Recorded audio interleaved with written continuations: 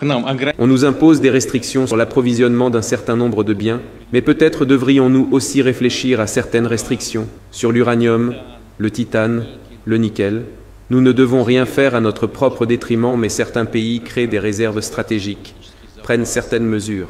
En général, si cela ne nous nuit pas, nous pourrions, je ne veux pas dire que nous devrions le faire immédiatement, mais nous pourrions réfléchir à certaines restrictions sur les exportations, non seulement des biens que j'ai mentionnés, mais aussi d'autres produits. Je ne vais pas en expliquer les raisons maintenant. Je crois que les membres du gouvernement comprennent tous parfaitement l'importance des matières premières russes pour ce qui est des produits que j'ai mentionnés. Je n'ai cité que les produits qui me venaient à l'esprit. L'uranium, le titane, le nickel. Mais il y en a d'autres. Je vous prie de m'en informer spécifiquement plus tard. Nous discuterons aujourd'hui du développement des régions. Nous parlerons de la mise en œuvre des programmes individuels de développement des régions et en particulier du programme de développement de la région de Kaliningrad. Mais avant tout, comme d'habitude lors des réunions de ce genre, nous discuterons de la situation actuelle. Ma première question sera pour Yuri Troutnev sur les résultats du Forum économique oriental. Nous ayons tout ce qui est nécessaire d'ici la fin de l'année. Nous en sommes à 103% de réalisation des projets. Et donc, justement, ici, le plus important, que nous sommes en pleine saison de récolte et de moisson. Il faut que tout soit assuré sur le plan logistique. Chers collègues, je vous rends compte de la situation en matière d'agriculture. Vous savez que l'année était difficile pour les agriculteurs. Nous avons connu dans la région beaucoup de problèmes, notamment une sécheresse. Et à cause des anomalies climatiques, la récolte se fait de façon assez difficile. Et cela concerne toute la région de l'Oural et du bassin de la Volga. À l'heure actuelle, nous avons 33 millions d'hectares qui ont été récoltés. C'est à peu près 70% de la totalité. Nous sommes à 72 millions de tonnes de céréales. Et aujourd'hui, pour les céréales brutes, c'est meilleur que l'an dernier. Nous gardons une prévision de 100 millions de tonnes produites de céréales d'ici la fin de l'année. Sur pommes de terre, betteraves, nous avons des résultats positifs.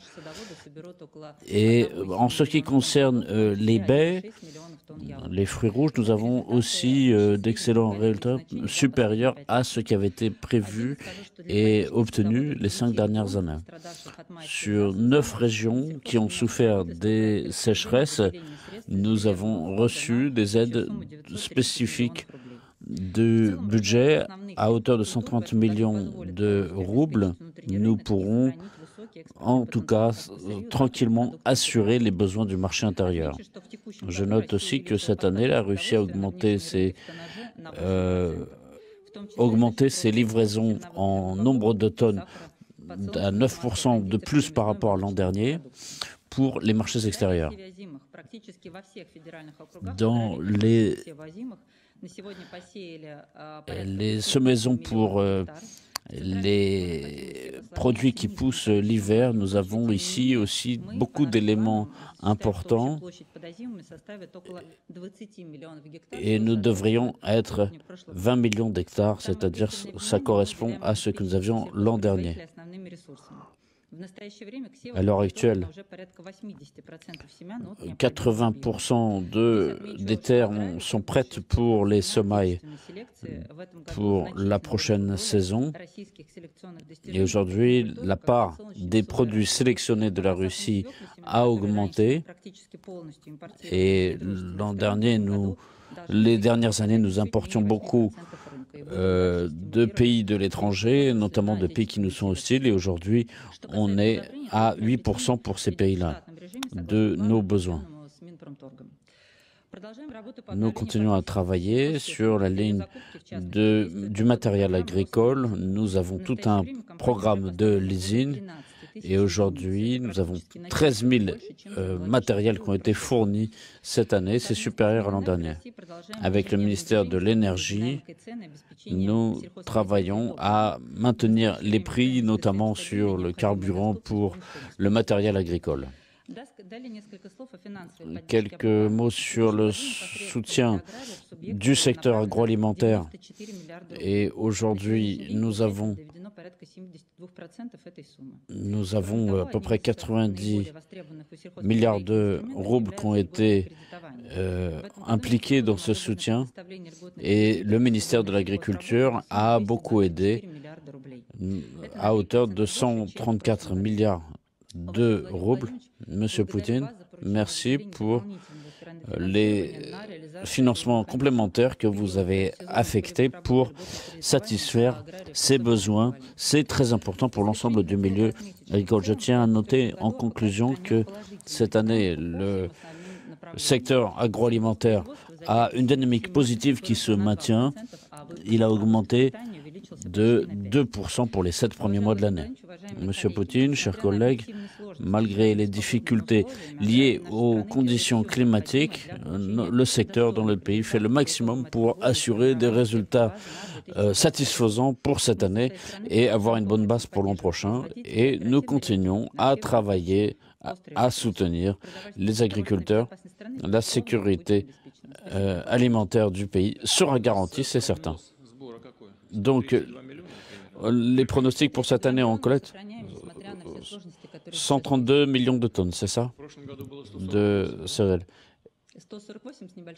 Et l'an dernier, on était à 148 millions.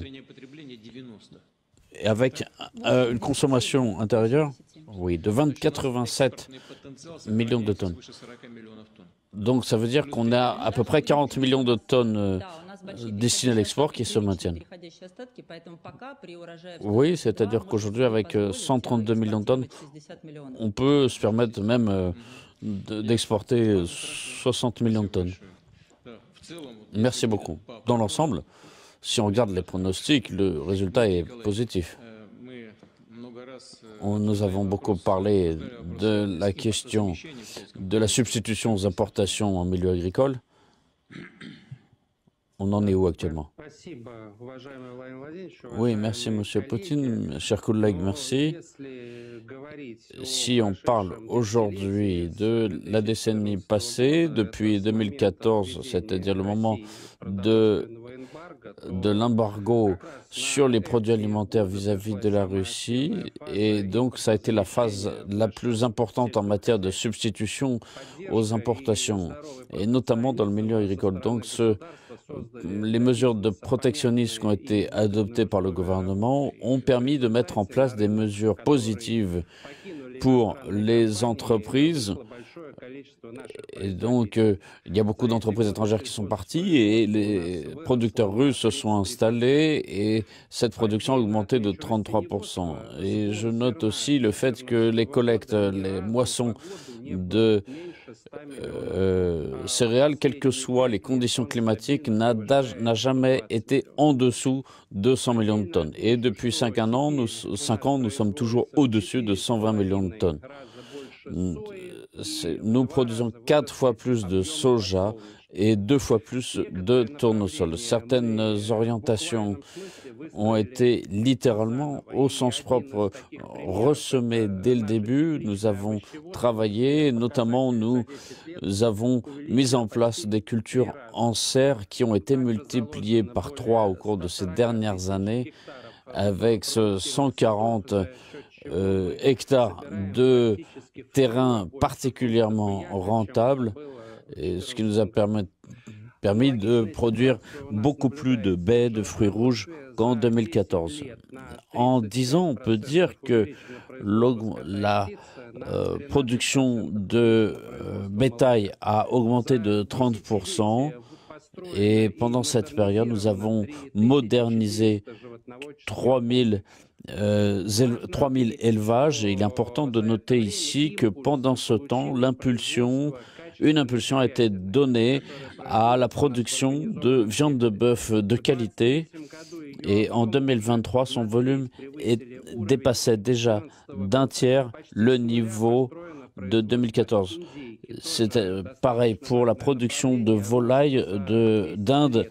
Nous avons produit quasiment à partir de zéro, lancé une production à partir de zéro, et nous sommes aujourd'hui les premiers en Europe. J'ajouterai aussi que le travail de renforcement de notre indépendance en la matière, sur la base de nos ressources en recherche génétique, se sont poursuivis. Et un bond a été fait en matière avec 40% de plus de production d'huile végétale.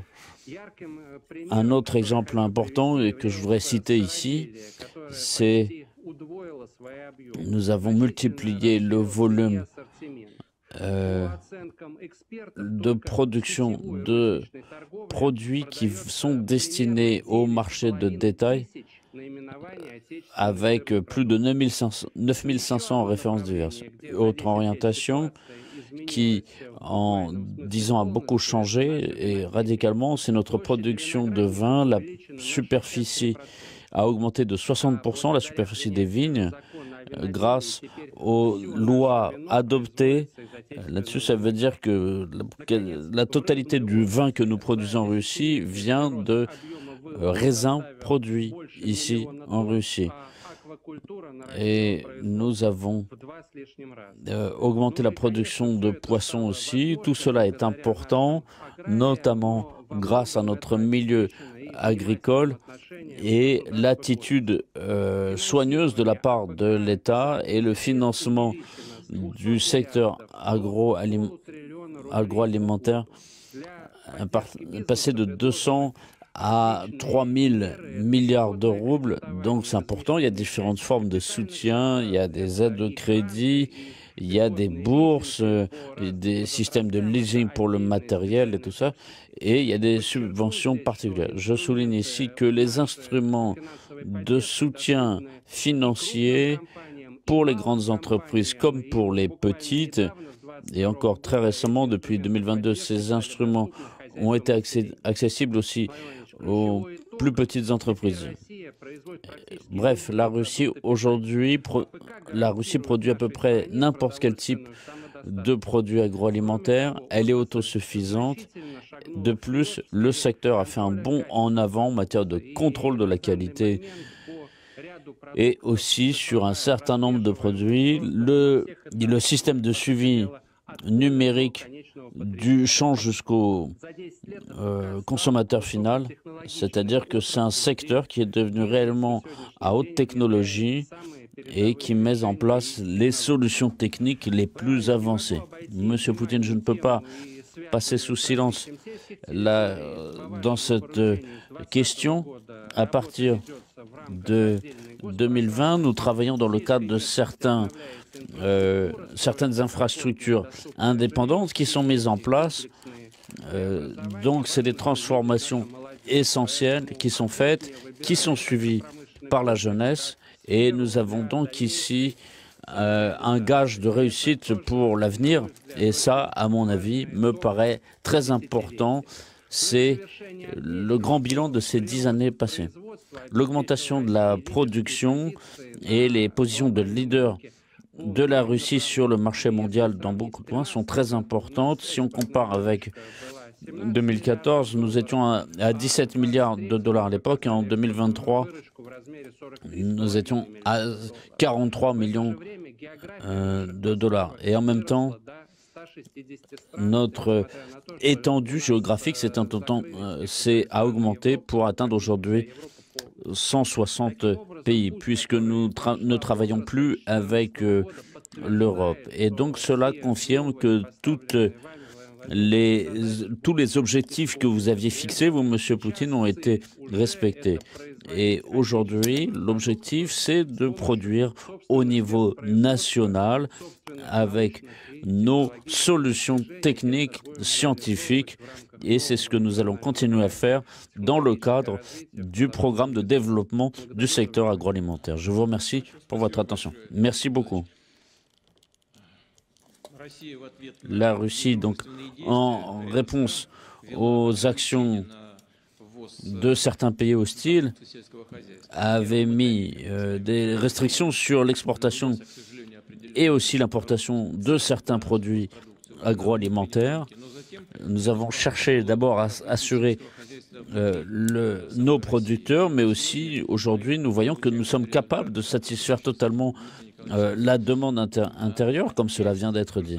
Cela se produit à peu près de la même façon, partiellement, dans le secteur de l'industrie, puisqu'il y avait eu des restrictions à l'importation qui avaient été mises en place. Les entreprises ont rattrapé le créneau et elles sont aujourd'hui plus efficaces dans ce domaine que certains de nos partenaires aujourd'hui qui nous proposent des produits relativement bon marché. Et cela, encore une fois, je le souligne, c'est lié à l'augmentation du PIB du pays. Ce n'est pas la même chose, mais il y a quand même une analogie, il y a quand même un lien entre les deux. Voilà ce que je voudrais dire à ce propos. La Russie est leader en réserve de certains produits naturels de base. Nous sommes, par exemple, en or, on est à 23% des réserves mondiales. En diamant, on est à 50%. Donc, ce que je voudrais vous dire, c'est regardez ici un petit peu sur certains produits que nous exportons de façon très large. Est-ce qu'il faut mettre en place des restrictions? On peut y réfléchir. Ça peut être le cas de l'uranium, du titane, du nickel. Je ne dis pas ça pour nous faire du mal, mais il faut voir que certains pays préservent leurs réserves et si cela ne nous fait pas mal, on peut récupérer. On peut réfléchir à ça. Je ne dis pas qu'il faut le faire dès demain, mais on peut réfléchir à certaines restrictions, pas seulement des produits que j'ai cités, mais peut-être d'autres.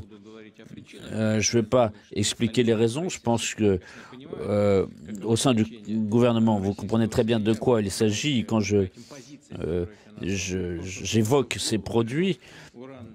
Quand j'ai parlé de l'uranium et du titane et du nickel, oui, j'ai parlé de ça, mais il y en a d'autres aussi. Je dis simplement, vous pourriez réfléchir à cela. Oui, Monsieur Poutine. Alors, aujourd'hui, sur le plan géologique, on en est où? Monsieur Poutine, bonjour. Oui, alors sur l'exploration géologique, aujourd'hui on a 3 étapes. La première étape, c'est l'étape des recherches au niveau régional. Jusqu'au 1er septembre, l'État avait le monopole sur tous ces travaux. Ça a toujours été une prérogative de l'État en raison des risques d'investissement. Mais il y a eu des compagnies qui se sont intéressées et au Forum oriental, il y a 3 ans, nous avions fait un exposé là-dessus. Donc nous avons adopté une loi et maintenant, depuis le 1er septembre, les entreprises ont le droit de procéder à titre privé à des reconnaissances de terrain en Carélie, en Bouriatie, dans différentes régions du centre de la Russie. Les entreprises ont déjà prévu de mener des explorations géologiques, mais la plus grande part de la charge revient quand même à l'État. Nous travaillons sur des ressources stratégiques. Nous avions parlé des déficits que nous avions dans la région de Kherson et Zaporozhye. Aujourd'hui, nous avons une quarantaine de campagnes de recherche qui ont été lancées. Nous avons des recherches en matière d'éléments particuliers, d'éléments chimiques particuliers, et Rosgeologie effectue aussi des recherches dans différents terrains, dans le Caucase, dans le Nord, dans l'Oural. Et l'étape, pour l'instant, c'est que nous avons des entreprises privées qui travaillent. Alors pour l'instant, ces travaux sont faibles. Ce n'est pas parce qu'il n'y a rien à chercher, c'est parce qu'il faut un financement particulier. C'est un gage pour l'avenir. Entre la découverte et la mise en place de l'exploitation, il peut y avoir des dizaines d'années qui passent. Donc, par exemple, on trouve un gisement. Notamment, il y a un exemple là qui avait été trouvé en 2004, mais ce n'est qu'aujourd'hui que la production a été lancée.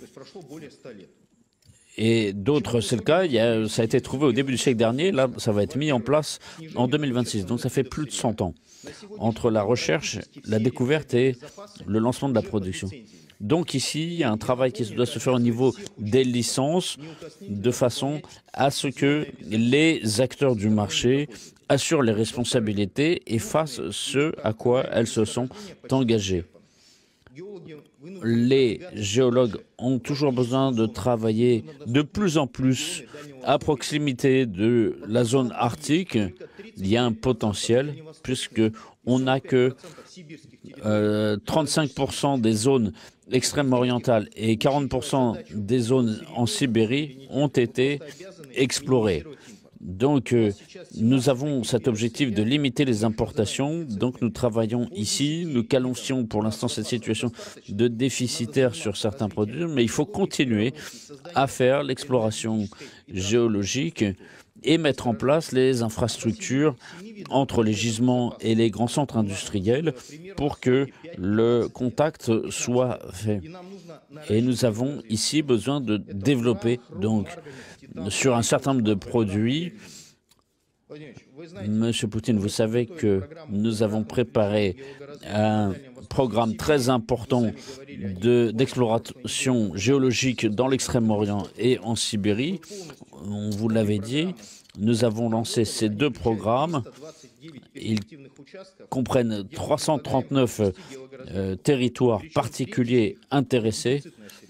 Et pour la plupart, il s'agit de métaux, de minéraux qui sont rares et dont nous manquons au niveau national.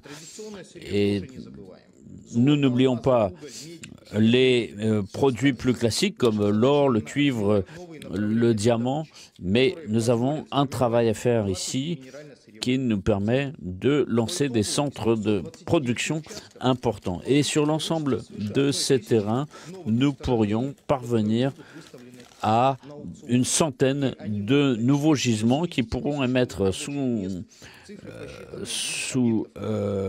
en enchères pour que des entreprises se sélectionnent dessus. Nous avons travaillé avec on a souvent, d'après le ministère du Développement économique, se calcule que pour 1 rouble investi par l'État, nous avons 10 roubles investis par des entreprises. Il y a aussi le programme de défense et mise en valeur des traditions dans le domaine et nous sommes prêts à lancer ce programme pour développer ces productions. Mais encore une fois, il faut que nous puissions valider tout cela au niveau de l'État. Et nous avons donc une sélection de références de produits que nous pourrions donner. Et pour achever, je voudrais dire 2 mots sur l'actualité internationale. C'est que la Russie contrôle 55% des réserves mondiales de diamants, plus de 30% des réserves d'or. Et nous avons ici la possibilité de conclure des alliances qui nous permettrait de réguler les masques. C'est-à-dire que avec l'Afrique du Sud, nous contrôlons 80% de la production de palladium. Et nous avons donc beaucoup de domaines de minéraux sur lesquels nous pourrions travailler avec des partenaires fiables. Merci. Je vous demande en particulier, et le gouvernement, de réfléchir à ce que vous venez de dire. Tranquillement, il n'y a aucune urgence, mais on en reparlera encore. Merci beaucoup. Monsieur Lechetnikov, à vous.